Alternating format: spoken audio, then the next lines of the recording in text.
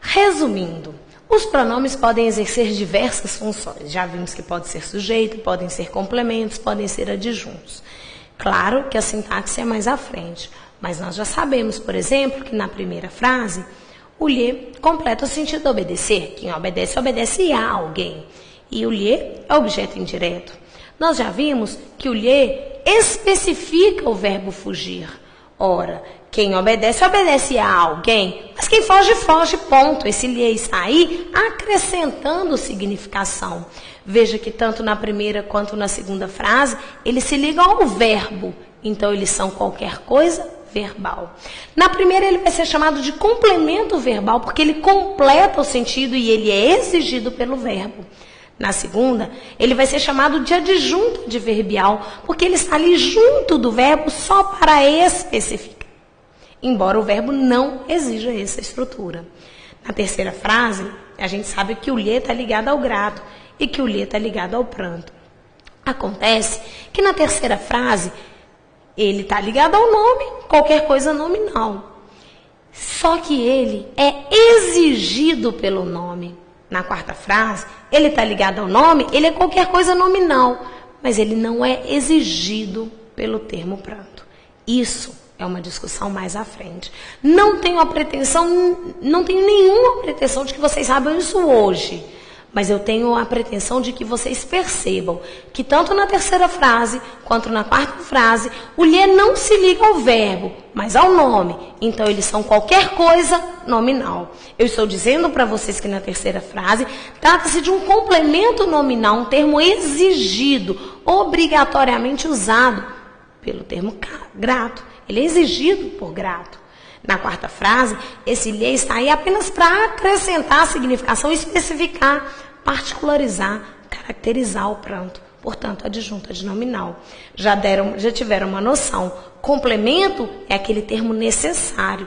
Adjunto é aquele termo acessório. Claro que é importante para o sentido, mas para a estrutura, o primeiro lhe não pode ser tirado. Complemento. Na segunda estrutura, o lhe é dispensável. O ladrão fugiu, ponto final, adjunto. Na terceira estrutura, eu estou grato. O lhe é exigido. Quem é grato a alguém, complemento. Na quarta frase, o lhe é acessório para a estrutura. Enxuguei o pranto. Quem enxuga, enxuga alguma coisa, adjunto. Certinho? Assim fica legal se vocês só enxergarem nesse momento para onde que a seta está virada. Onde que a seta vai cair. Se souberam disso, para mim está o suficiente. Nós vamos estudar agora quando que a gente usa o eu, quando que a gente usa o mim. Não vale só decorar que se tiver verbo no infinitivo, usa-se eu. De fato, mim não faz nada. Você deve dizer, isso é para eu fazer, isso é para eu ler, isso é para eu levar, e assim por diante. Acontece que não basta só decorar. Vocês precisam de saber o seguinte: se o eu for sujeito desse verbo no infinitivo, usa-se eu e não mim. Assim, existe a informação mais importante que vocês vão levar com vocês. O eu será sempre sujeito. O mim será sempre complemento ou adjunto. Vale lembrar que a gente já estudou que mim é o pronome oblíquo tônico, portanto, ele é sempre preposicionado. De mim, para mim. Não é assim? Desta forma, eu, sujeito, mim, complemento ou adjunto. Vamos agora ver quando que vamos usar o eu e quando que vamos usar o mim. Isso é para mim fazer ou para eu fazer? Ora, esse aí, dessa construção, nós temos um sujeito. Quando sujeito, usa-se eu. Isso é para que eu faça, eu que vou realizar a ação de fazer. Dessa forma, usa-se eu e não mim. Na segunda frase, se a gente for bonitinho olhar o verbo no infinitivo, a gente imagina, para eu fazer o exercício é moleza. Pera lá. Acontece que, embora tenha esse verbo no infinitivo, o eu não é sujeito desse verbo. Essa frase seria, fazer o exercício é moleza para mim. Eu sei que aqui seria ideal se a gente colocasse uma vírgula, indicando que esse termo para mim está deslocado, que ele deveria vir, deveria não, mas que a posição, a ordem direta dele seria no final da frase. Acontece que eu não coloquei exatamente para a gente questionar isso aí.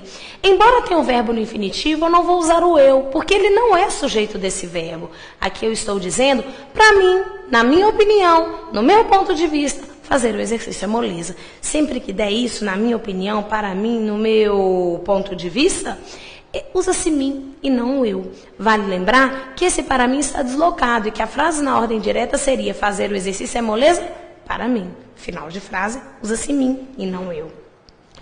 Não há nenhum problema entre eu e tu? Eu e tu são pronomes retos e deveriam funcionar como sujeitos. Não tem nenhum verbo aí depois dos pronomes para que eles possam ser sujeitos. Já que não tem, usa-se mim e ti. Não há nenhum problema entre eu, entre mim e ti. Assim, vamos lembrar sempre que a presença da preposição, associada ao fato de eles não serem sujeitos de nenhum verbo posterior, traz a necessidade de usar o mim, embora fique feio para nós. Apesar de mim saber a verdade, apesar de eu saber a verdade, eu sou sujeito desse verbo saber e, portanto, quando sujeito, usa-se eu e não o mim. Difícil, tranquilíssimo, não é? Se for sujeito, eu. Não sendo sujeito, mim. Isso vale para tu. Se for sujeito, tu. Isso é para tu fazeres. Não é assim? Se não for sujeito, ti. Difícil, tranquilíssimo. Nós vamos agora usar o conós e conosco. Quando que a gente usa o conós? Quando que a gente usa conosco? A expressão conós só pode ser usada se for especificada. Assim, ó.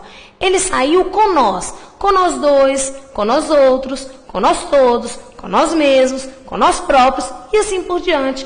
Essa estrutura com nós separada tem de ser especificada por um numeral. Com nós 3, com nós 5, com nós 10. Estranho, não é? Com nós 3, com nós 2, com algum pronome, com nós todos. Sempre, a gente nunca pode, dentro de uma construção, falar, ele saiu com nós, dentro da norma padrão. Se você usar o com nós, tem que ser especificado por algum termo. Vale lembrar que você pode substituir essa estrutura com nós todos por conosco. Em vez de usar ele saiu com nós dois, ele saiu conosco. Pronto. Assim a gente evita a especificação e não traz nenhum prejuízo.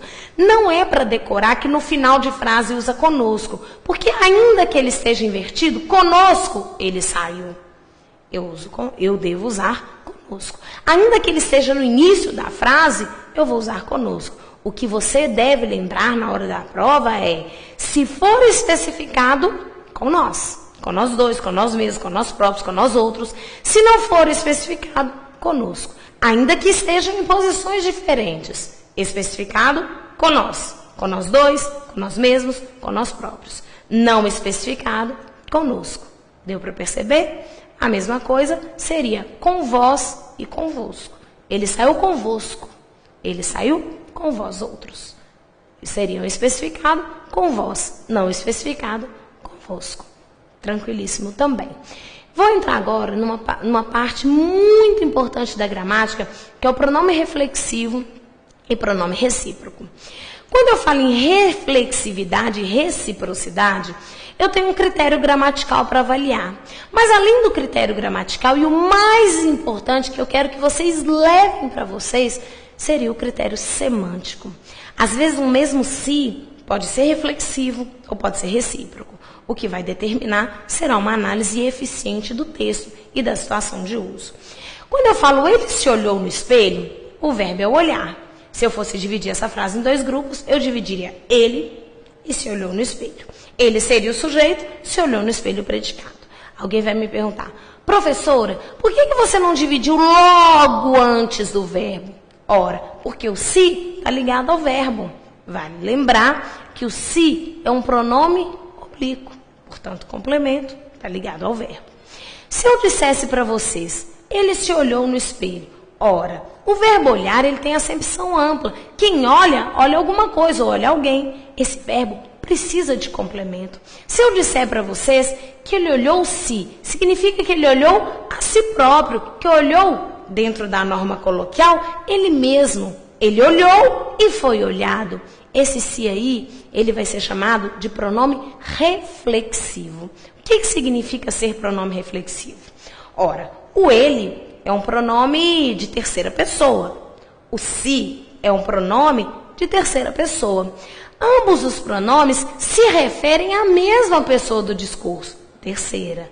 E mais do que isso, o mesmo sujeito que realiza a ação, o ele, que olha, recebe a ação expressa pelo verbo, bate um reflexo. Ele olha e é olhado. Ele olha a si próprio. Isso é pronome reflexivo. É quando o sujeito, aí, dentro da construção, dá a ideia de que o sujeito age, realiza a ação e essa ação recai sobre ele próprio. Diferente disso aí, seria o pronome recíproco.